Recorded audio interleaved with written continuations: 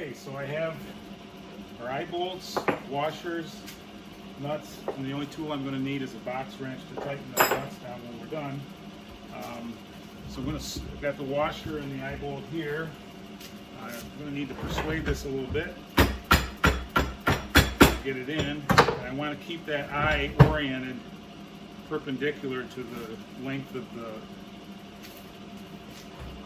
piece. Flip it over, add another washer, nut, and then we'll tighten this down.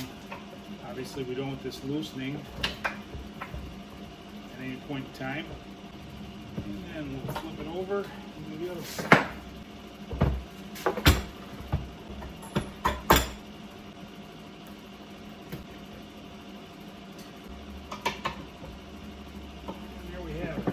So obviously I have a longer nut here than or bolt than I want, so I'm going to cut that off with a hacksaw and then we'll just paint the ends of it.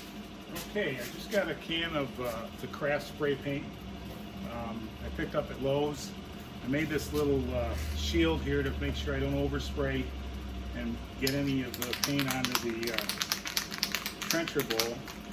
I'm just going to give it a quick spray. It'll probably take 2 or 3 coats on this metal.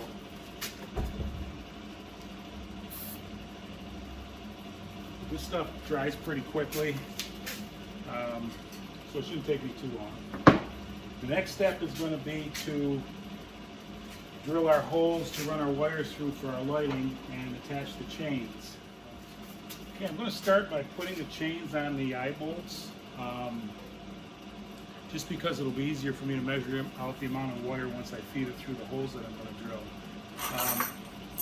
I use a 1/4 inch link chain. It's a little more expensive, but it's very heavy duty. This is powder coated, so it's durable. It's not going to scratch as easily. You can get some lighter gauge chains at Lowe's and Home Depot, and I have used those in the past.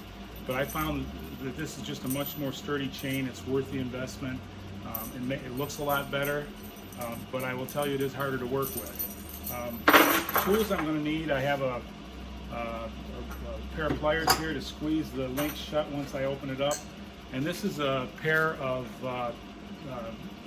link pliers for opening and closing links. I found it works pretty well opening them. I have trouble using them to close. That's why I have the channel lock pliers there. We're going to take the end link and insert the pliers, and I usually end up snapping my fingers at some point there, like that, until you get it open a little bit and you're able to get the chain pliers in there deep enough. It tends to want to slip on you, and you've got to get it open enough that you can flip it over the eye bolt.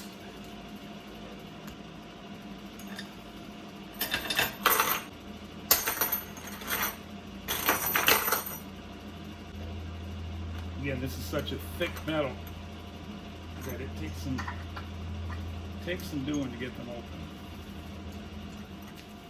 Okay, so the link is, I'm able to fit it now onto the eye bolt. These chains come in 3-foot lengths, which is good because it allows you enough distance that you can hang the light, depending upon how high your ceiling is. Certainly, whoever purchases the light would be able to, in the field, take any links out that they might need to. You don't absolutely have to have a pair of these pliers. You can do it with a pair of channel locks and another pair of pliers, and it's just a little more difficult. So then I'm just going to slip this on, and now I will struggle to get it closed. Channel locks usually work pretty well here. One side.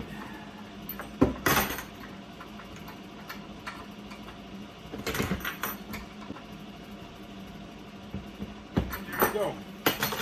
So now it's hooked down there, it's not coming off. And again, this is a really sturdy chain, works really well. Even this is not terribly heavy, but I just prefer to have a heavier gauge chain. I'll go ahead and do the other one and we'll be ready to move on to wire.